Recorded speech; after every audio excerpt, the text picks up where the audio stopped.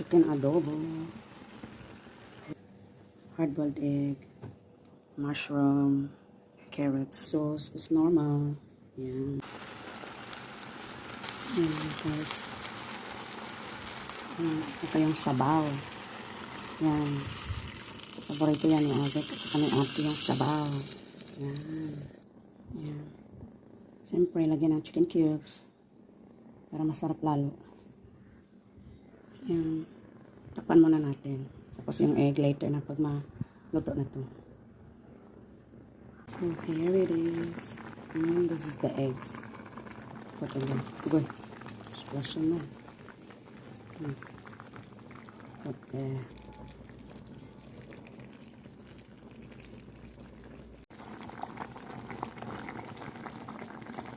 Egg mushroom. There's a tofu there.